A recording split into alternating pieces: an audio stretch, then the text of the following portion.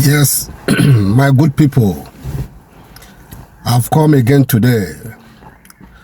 You know, since yesterday, I wasn't within myself because of the death of that young boy that the police officer killed in Delta State, Efuru.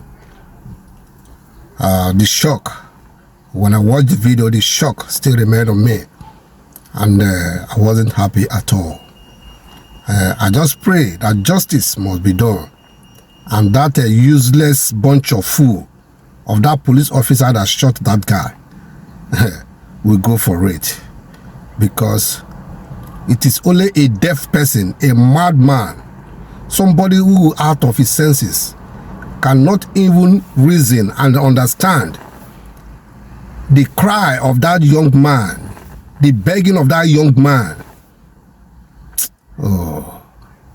Oh my God, oh my God, just a pity, just a pity, just a pity. Anyway, the Nigeria police spokesman has come out to actually give us some clue of how the something went about, and the process of everything, even the so-called idiot that killed that boy, and his colleagues, that they are on their way now to the headquarters in Abuja. Anyway, I don't have much to say. I would like every one of you to listen and hear when Godfrey and his co-mate was interviewing him, and for people to hear what the man get to say.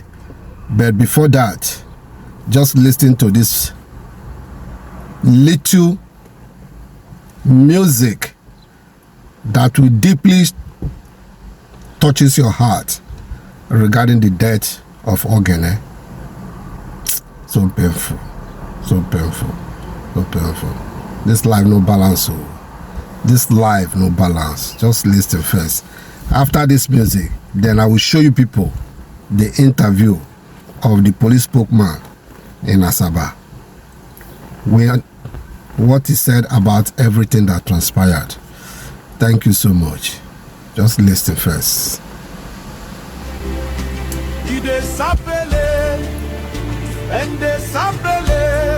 I go carry you go in place. I don't know anything concern. I bet. Oh, I go tell you everything. Now my friend. Okay.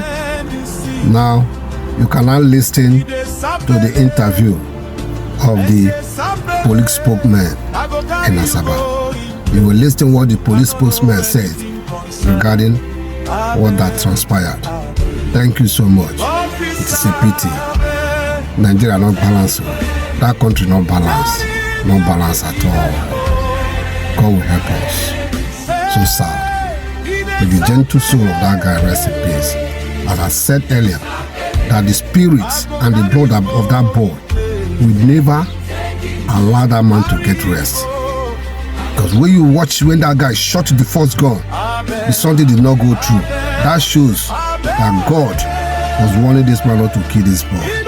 But yet, with his daft ear, he said, go ahead. Look at somebody who calls himself a police officer. Look at the way he looks like. Look at the way he looks like. To fear. May God have mercy on us.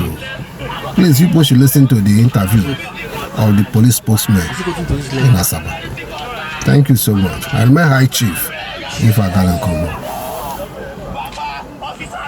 This policeman, whether that is the modus operandi and what unit is allowed to dress like that. All right. I will start with the issue at hand, which is a very sad issue.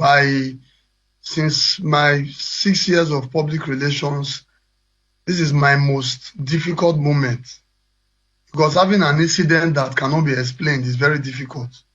There is no explanation for this. That policeman, I just don't get what I would say was wrong with him. You know, police cannot attribute problem to spirituality, but that may not be far from it, because that's the only explanation that one can give to what he did. When the 24th Commissioner of Police assumed duty as the CP Delta State, he had a stakeholders meeting where he advised park owners and courier, that's logistics company, on the need to search waybill before they allow it to fly, because drug peddlers and gun barons, that is armed peddlers too, they started transporting this thing through the means of waybill. So on Sunday, this young man came with a waybill. Having had that meeting with the CP, the park decided to check every waybill before they were allowed to go. On checking that particular waybill, they saw a Beretta pistol with 4 rounds of live ammunition.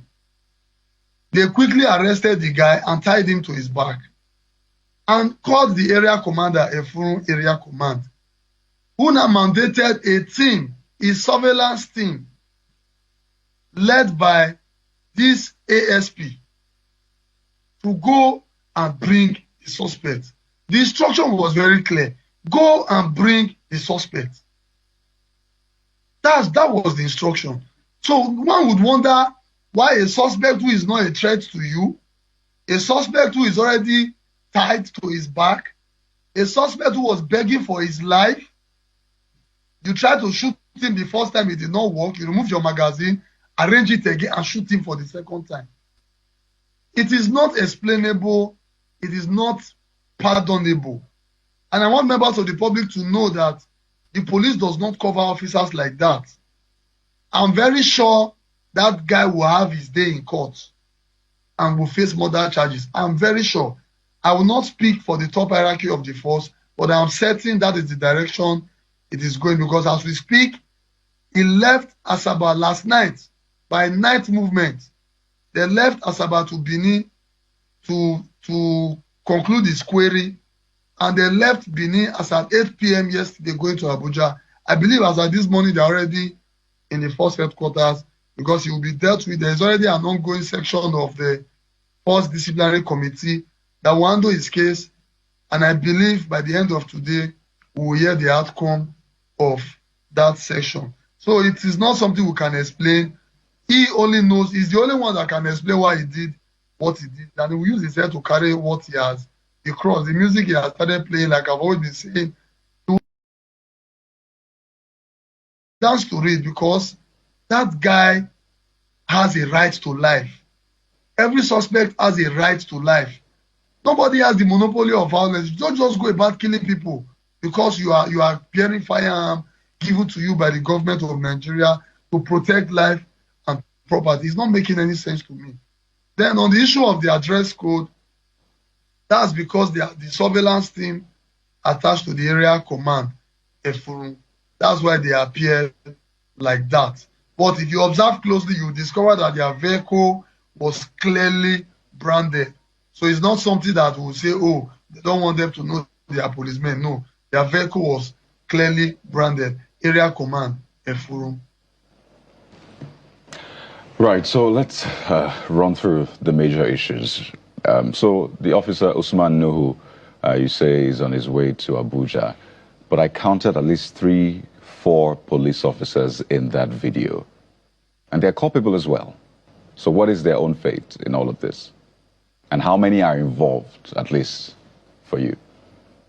It's a team of 5, and the 5 of them are on their way. They should be in force headquarters. It's not only ASP Nuhu that was taken to the force headquarters. The entire team was taken to the force headquarters, because it behoves on them to stop their colleague from doing the wrong thing. The video did not at any time show that they tried to stop him. So they cannot completely exonerate themselves from it, because the video did not at any time show them trying to restrain the police officer. You can restrain, you can even disarm your colleague when he's going out of line. They ought to have done that. They did not do that. So I believe they are culpable as well. They will go and defend themselves at the force headquarters. But it's not only ASP Nuhu Usman that was taken to force headquarters. The entire team, led by the area commander himself, they are presently in force headquarters as we speak. Well, this young man, his name has been, he's been called Ogenemine, the person who was killed. He was begging for his life. He kept saying, you know what, take me to Sapelaika. I will tell you. Whatever you need, I will tell you. I've never seen someone beg so passionately for life and cooperate in such manner. But we had the officer still shoot him, not once, twice from that video we saw. And to a lot of Nigerians, it proves one thing, that the policeman, and perhaps others there, the other policemen, know something about that Beretta pistol that was way-built, and they didn't want him to spill any information. So while they must be punished for killing that man, I mean, to the very maximum sentence, we must also unravel what is behind that pistol that was way-built, because he kept saying, I would tell you. And it's only someone who is involved, someone who is guilty, that want to kill a witness that is about to spill the details of that particular operation. Within the police cycle, if I tell you that we've not had that line of thought, then I'll be lying to you. Because we have been trying to ask ourselves, what are the possible reasons why the officer did this? But what makes it difficult to want to believe that is the circumstances that led to his deployment there. It was the area commander who deployed him. That kind of coincidence, it will be very difficult to be coincidental, though not completely impossible. We have very good hands in the Nigerian police force, and they will not just dismiss him and take him to court. Investigation will be carried out. A lot of analysis will be done to know the real motive behind that shooting, and also to know who sent that young man to rebuild that gun as well. And you know, this is not the first time. I've done videos where we recover gun, drugs, even cocaine that was passed away in a bulb through, and they were trying to rebuild it to different parts of the country. So we will definitely unravel this one. It's not ending by just say, okay, dismiss. No, investigation will be carried out to understand why he did what he did, knowing that the suspect is already willing to give you the information that you need to arrest more suspects. He has to explain. Definitely, he must explain. I would also like to add that in my years of service, I have never seen this. Yes, from distance, we hear stories, but I have never.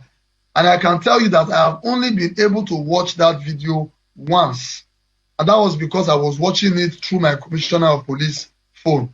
I couldn't say, oh, God, I can't watch this. But subsequently, whenever I hear that boy begging, I usually block my ear, because I just hope, I keep hoping he will not shoot, even though it had already passed. It is that bad, because that's somebody's son. It could be my brother. It could be anybody. And that guy could be innocent, for goodness sake. It could be. It could just be an innocent person who was sent to go and rebuild something, and nobody knows what, and he may not even know the content. So it's very sad. The police condemned this outrightly. And this incident happened on Sunday. Before the whole video started coming out, he was already on his way to Benin for the AIG to sign his query for him to go to force headquarters. So it's not something that the police intend to cover. The police has never covered such. One inspector that did something in the year 2023, he was dismissed, charged to court, and he was even sentenced to death. So one would wonder why policemen don't want to learn from the mistakes of others. It's very sad. And this guy will carry his cross. I know, I'm very, very sure that he will face the worst penalty there is, because what he did is inhuman. He's not representing the police by any way with what he did.